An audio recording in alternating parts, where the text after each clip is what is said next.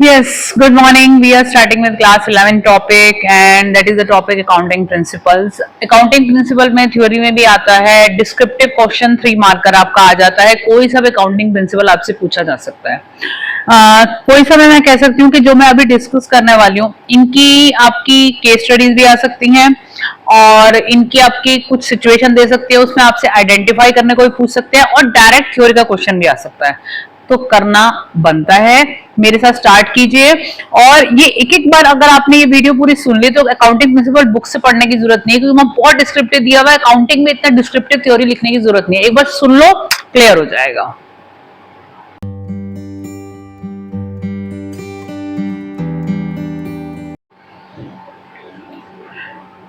तो accounting principle में हमारी जो फर्स्ट स्लाइड आपको सामने विजिबल हो रही है, व्हाट इज अकाउंटिंग प्रिंसिपल। पहले तो मीनिंग क्लियर होना चाहिए, ये भी पूछ लिया जाता है बेसिकली आपसे।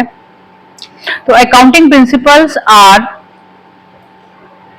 the rules adopted universally for recording financial transaction। जो भी फाइनेंशियल ट्रांजेक्शन है, पहली बात अकाउंटिंग में वही चीज रिकॉर्ड होती है जो मॉनेटरी फाइनेंशियल ट्रांजेक्शन है, जो मनी में हमारी ट्रेड होती है, ठीक है, उसको हम रिकॉर्ड कर रहे हैं। देयर आर द नॉर्म्स और rules which are followed in accounting assets, liabilities, expense and income. चार चीजों पर वर्क कर रहे हैं मेजरली, या तो एसेट्स पे या लायबिलिटीज पे, ठीक है। दूसरी चीज आपके एक्सपेंसेस और इनकम में। तो इन पे क्या रूल्स फॉलो करेंगे जो जनरली एक्सेप्टेबल अकाउंटिंग है, गैप मेथोलॉजी के अकॉर्डिंग है, जो रूल्स एंड रेगुलेशंस गिवन है वो हमको फॉलो करने हैं। दीज आर अकाउंटिंग प्रिंसिपल्स, ठीक है। नेक्स्ट स्लाइड है आपकी फंडामेंटल अकाउंटिंग अजम्पशंस और कॉन्सेप्ट्स। आपके फंडामेंटल अकाउंटिंग प्रिंसिपल्स कह लो, अजम्पशंस कह लो, कॉन्सेप्ट कह लो, वो तीन है। आपने पहले वो तीन ही आपसे मेजरली उन पे ही क्वेश्चंस पूछे जाते हैं। When it comes to the three fundamental accounting assumption, there are just some principle और concept which are commonly assumed to be followed during the accounting transaction. ये जो मैं तीन सबसे पहले बताने वाली हूँ, ये सबसे पहले आपको फॉलो करने हैं। ये सबसे प्रायोरिटी मतलब जो मैंडेटरी थ्री प्रिंसिपल्स हैं, जिसमें जो रूल्स एंड रेगुलेशंस गिवन है वो आपको फॉलो करने हैं। These assumptions are made according to accounting standard of India. Here we are going to discuss some of the important assumptions of accounting that are used by the companies. First is going concern concept. भाई business is going concern concept है, आपने start किया है, through the life of the business that will remain with you. तो आपका business चल रहा है, ईयरली आप अकाउंटिंग मेंटेन करते हैं और ईयरली अकाउंटिंग आप क्लोज करते हैं और फिर आगे कैरी फॉरवर्ड करते हैं बैलेंसेस को। तो it is assumed that business is assumed to continue its operation in the foreseeable future unless stated otherwise. कोई कुछ भी दिक्कत ना हो जाए या कोई अनफोर्सीन सर्कमस्टांसेस ना हो तो बिजनेस कंटिन्यू होता रहेगा। मे बी ऑनरशिप चेंज हो जाती है बस बिजनेस कंटिन्यू होगा अनलेस एंड अनटिल कोई वाइंडिंग प्रोसेस ना हो या कोई लिक्विडेशन प्रोसेस ना हो। तो गोइंग कंसर्न प्रोसेस है, आज स्टार्ट किया है, चलाओगे आपका ही साथ। हाँ, अगर आप लॉस में जा रहे हैं और आप डेट में जा रहे हैं तो ऑब्वियसली आप उसे वाइंड अप करोगे। Assets are not sold off because the business is not closing down। हम अपनी एसेट्स को बेच नहीं रहे हैं। आज मैंने लैंड खरीदा, बिल्डिंग खरीदी, प्लांट खरीदा, मशीनरी खरीदी, बिजनेस लगा लिया, पूरा का पूरा सेटअप कर लिया, मे बी मैं लॉस में जा रही हूँ तो हो सकता है पूरा का पूरा बिजनेस ही सेल कर दूं, तो बिजनेस तो चल ही रहा है ना। तो that is a going concern concept. तो business will continue its business, ये कंटिन्यू मोड में ही रहेगा। Next is consistency assumption. Consistency assumption क्या है? देखिए, जो हम अकाउंटिंग फॉलो करते हैं ना, एक चीज मैं आगे डिस्कस करूंगी और इसकी एक अलग वीडियो भी है कि दो तरीके के मेथड होते हैं, कैश बेस ऑफ अकाउंटिंग, एक होता है एक्रूअल बेस ऑफ अकाउंटिंग। उसकी मेरी एक वीडियो मैं ऊपर आई बटन में शेयर कर दूंगी, उसकी डिटेल मैं अब यहाँ तो नहीं बताऊंगी। तो दो तरीके के अकाउंटिंग के मेथड है, एक कैश बेस, एक एक्रूअल बेस, ठीक है। अब आप अगर एक्रूअल बेस फॉलो कर रहे हैं तो उसमें कंसिस्टेंसी मेंटेन करेंगे कि आप अपने अगले 10 साल तक या 15 साल तक accrual base of accounting method he follow कर रहे हैं। अगर आपका business cash base of accounting follow कर रहा है तो उसी में ही कंसिस्टेंट रहेगा, उसी मेथड से ही अपनी अकाउंटेबिलिटी करेगा।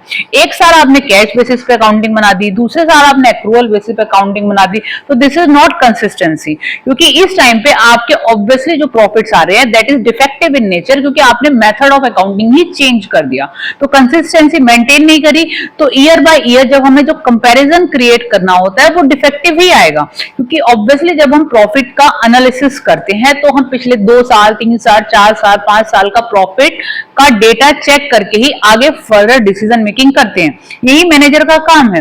तो consistency should be maintain in accounting method which you are following, whether you are following cash base of accounting और whether you are following accrual base of accounting. तो यहाँ वही चीज बताई गई है, कंसिस्टेंसी।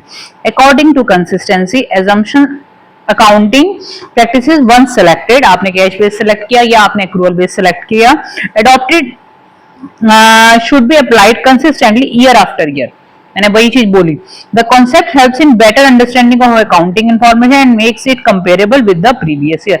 ऑब्वियसली आपको पिछले साल का चेक करना है, पिछले साल प्रॉफिट ज्यादा था, इस साल कम हो गया, what was the reason behind it, you have to check. तो अगर आप कंसिस्टेंट मेथड फॉलो करोगे तभी तो आप कंपैरिजन कर पाओगे। आपने एक साल एक मेथड अप्लाई किया, दूसरे साल दूसरा मेथड अप्लाई किया, तो आप कंपैरिजन का जो डेटा बनाओगे वो डिफेक्टिव ही है आपके लिए, ठीक है जी।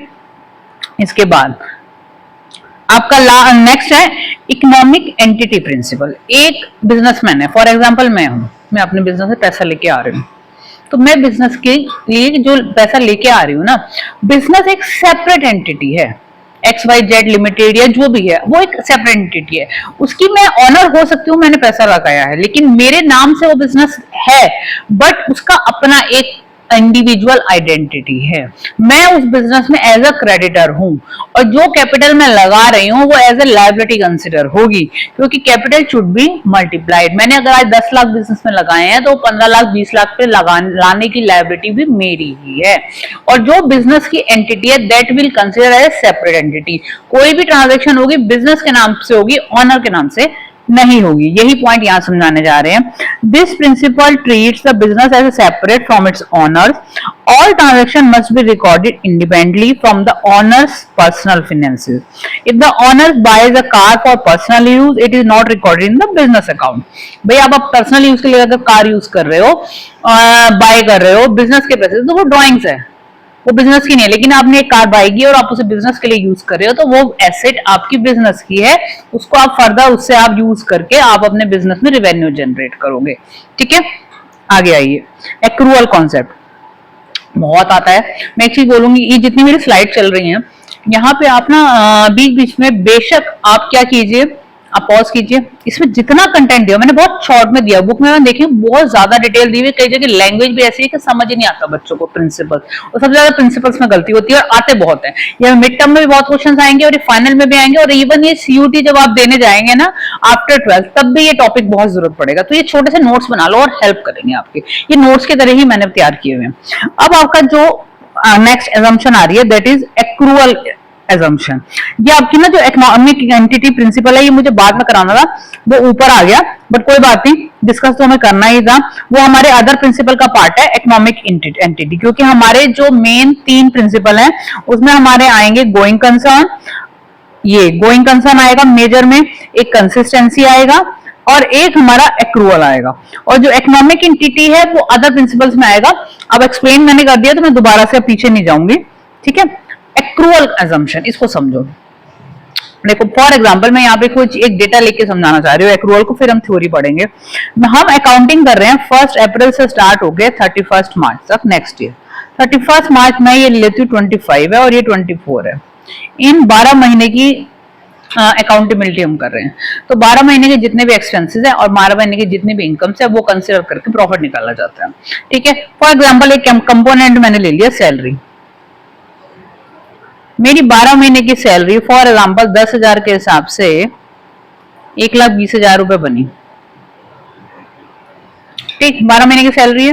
अब जब मैं प्रॉफिट एंड लॉस अकाउंट बनाऊंगी ना तो मुझे 12 महीने की सैलरी दिखानी है, ये बात ध्यान रखनी है एक्रूअल बेस ऑफ अकाउंटिंग में। लेकिन क्या हुआ, जो मार्च की सैलरी है वो हम जाके 10 अप्रैल को देते हैं, ध्यान से सुनना, मार्च की सैलरी 10 अप्रैल को देते हैं, अकाउंट्स कब क्लोज कर दी, 31 मार्च को आपने कर दिया अकाउंट्स क्लोज, ठीक है। 31 मार्च को जब आप अकाउंट्स क्लोज कर रहे हो उस डेट पे मार्च की सैलरी पे नहीं हुई, आपने 11 महीने की सैलरी पे की है, 11 महीने की सैलरी पे की है, जो 1 मंथ की आपने पे नहीं की वो आपकी आउटस्टैंडिंग है। आउटस्टैंडिंग का मतलब क्या है, आउटस्टैंडिंग सैलरी है that is a liability, or that liability, एक minute, that is a outstanding salary or that liability should be paid. अब इस liability को जब आप पे करेंगे ना बेटा,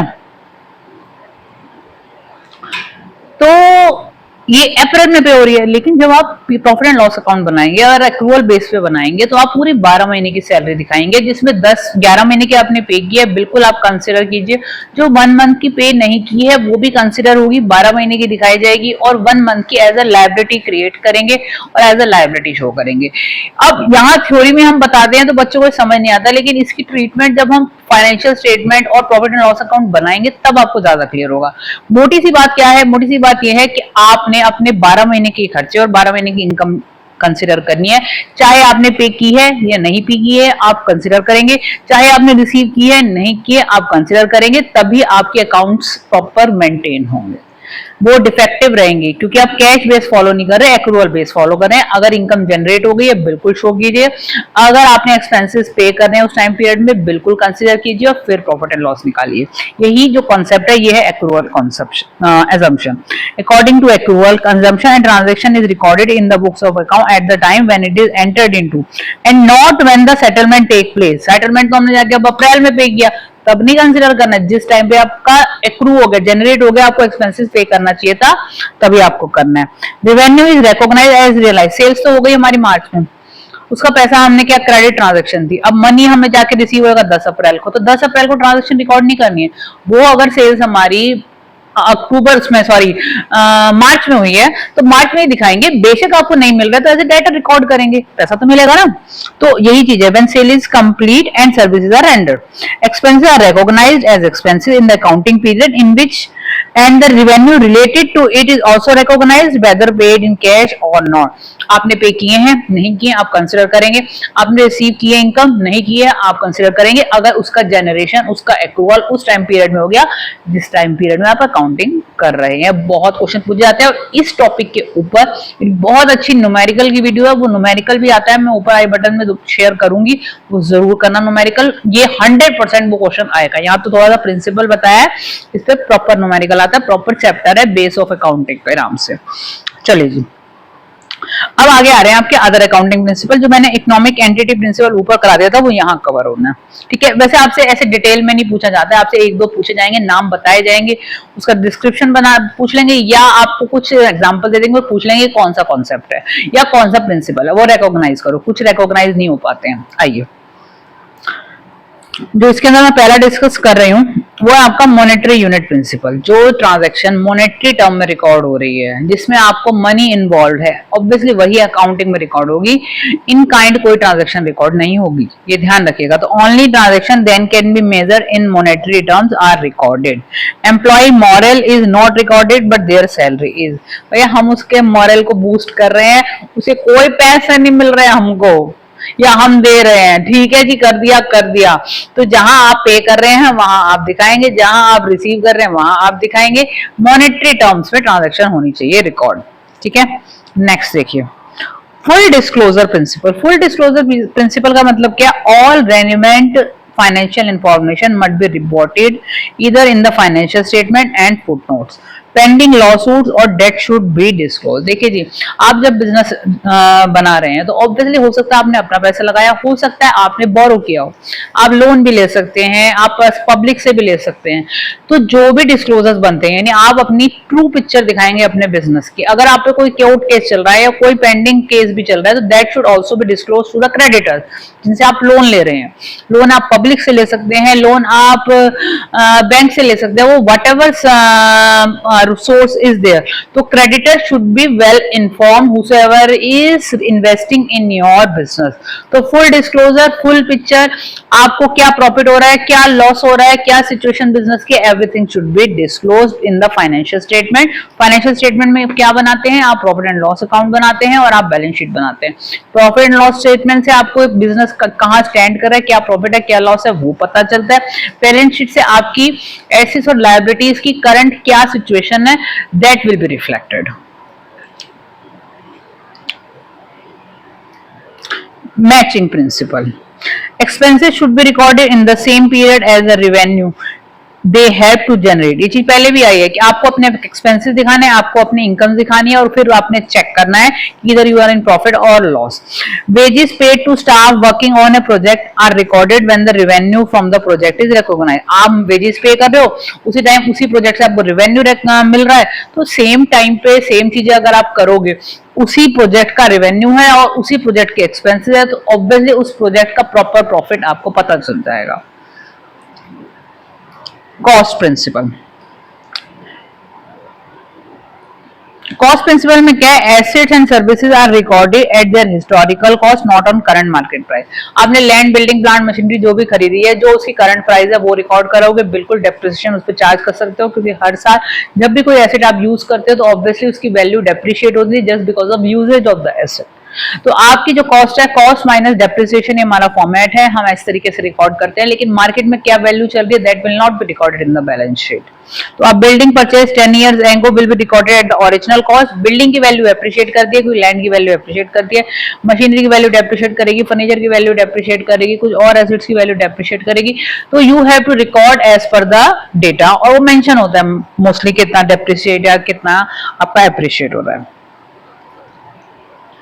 नेक्स्ट आपका revenue recognition principle, revenue should be recorded when it is earn, अभी पीछे भी मैं ये बात डिस्कस कर चुकी हूँ, और रियलाइजेबल, चाहे वो कैश में रिसीव हुआ है या नहीं हुआ है।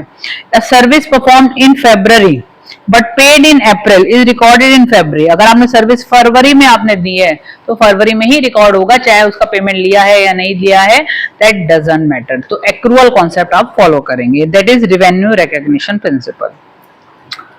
टाइम पीरियड बेसिकली डिस्कस हो गया। अब 12 महीने का टाइम पीरियड ले रहे हैं, 1 अप्रैल से स्टार्ट होके 31 मार्च तक नेक्स्ट ईयर। ये 2025 है तो ये 2026, तो ये आपका टाइम पीरियड है।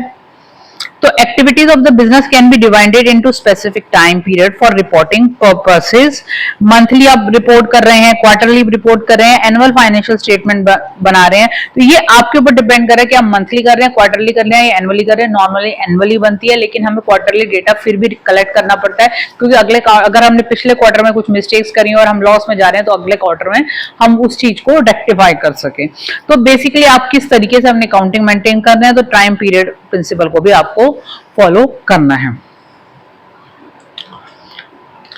नेक्स्ट है आपका मटीरियलिटी प्रिंसिपल। मटीरियलिटी प्रिंसिपल का क्या मतलब है, all item that are reasonably likely to impact the investors decision making must be recorded और reported in detail in a business financial statement using GAAP standard. GAAP standard क्या, generally accepted accounting principles. जो हमारे generally accepted accounting principle है उसमें जो rules and regulations given है वो यही सारे रूल्स एंड रेगुलेशन है जो मैं डिस्कस कर रही हूँ। तो हमें क्या करना है कि हमारे जो इन्वेस्टर है जिन्होंने हमारे बिजनेस में पैसा लगाया हुआ है, उन्हें डिसीजन लेने हैं, तो हमें उनको ट्रू पिक्चर देनी है so that they can take a decision making process properly. तो we have to record all the transactions, all the things in a proper way.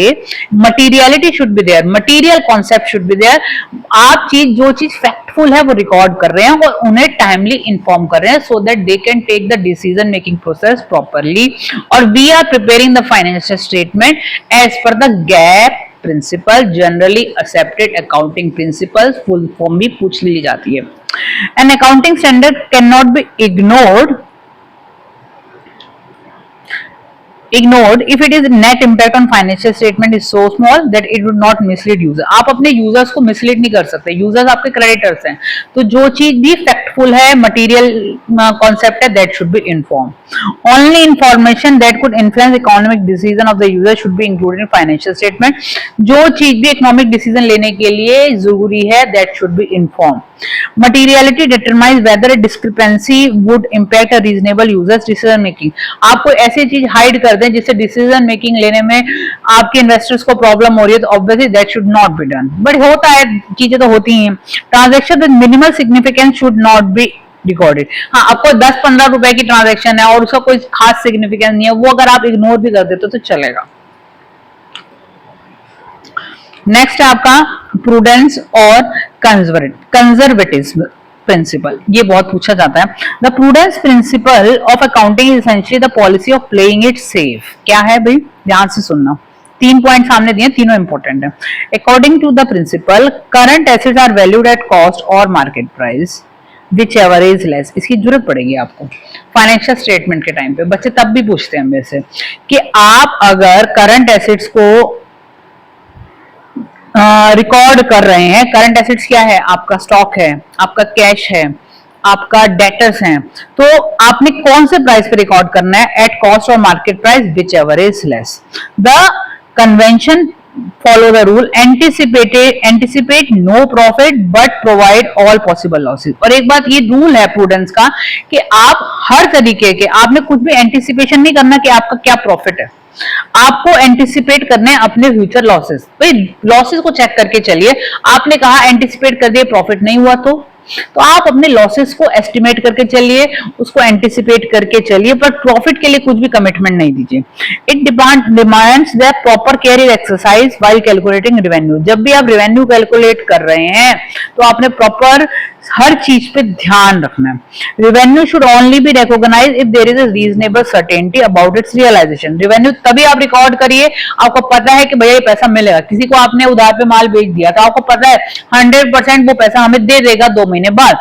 Similarly provision should be made against all possible liability. अब मान लीजिए मैंने उधार पे credit पे माल बेचा है, सामने वाला जो मेरा बायर है हो सकता है वो कुछ नुकसान कर दे, तो जो भी ट्रेड मैंने किया है, जो भी मैंने बिजनेस किया है, मैं ये लेके चलूंगी कि 10% लॉस हो सकता है या 15% लॉस हो सकता है, उसका प्रोविजन मेंटेन करके चलना है। ये लायबिलिटी क्रिएट करके चलिए, that is termed as provision for doubtful debts. इसका भी डिटेल में बहुत समझा रखा है। अभी प्रिंसिपल्स में, क्योंकि स्टार्टिंग बच्चे कर रहे हो तो ज्यादा डिटेल में नहीं जा सकती कि हमने जब क्रेडिट में ट्रांजेक्शन किया तो ऑब्वियसली 10% ना मिले उसकी एंटिसिपेशन, उस लॉस की हम पहले से लेके चलेंगे। ठीक है। The concept can also be explain using the simple statement recognise all losses and anticipate no gain. इस बात पे आपको ध्यान रखना है कि आप सारे लॉसेस को चेक करके चलो, भाई कहां कहां पैसा मर भी सकता है, उसकी लायबिलिटी आज ही क्रिएट करके रखेंगे, देखेंगे भाई ये पैसा मर सकता है। तो ये चीज आपको चेक करके बिल्कुल चलनी है। नेक्स्ट पॉइंट है investment are valued at their cost और market price whichever is less and similar provision be made for doubtful debt. वो यही कह रहे हैं कि अगर आपने कोई इन्वेस्टमेंट है तो वो ये ध्यान रखना है कि वो कॉस्ट पे रिकॉर्ड करनी है, मार्केट प्राइस पे रिकॉर्ड करनी है, विच एवर इज लेस। क्योंकि और दूसरी चीज कि आपको अगर उसमें कुछ डाउट है कि आपको रिकवरी नहीं होगी तो बिल्कुल आप उस लायबिलिटी को करेंगे रिकॉर्ड। बेसिकली ये सारे आपके अकाउंटिंग प्रिंसिपल्स थे जो आपको ध्यान से करने हैं, और होपिंग कि अगर आपको समझ में आ रहा है तो please like share subscribe my channel और कमेंट करके जाना समझ आया नहीं आया, चाहे थम्स अप दो, चाहे स्माइली दो, चाहे कुछ भी दो, लेकिन मुझे कमेंट्स चाहिए। मुझे अपनी वीडियोस को अब ग्रो करना है और I need support from you all. Thank you.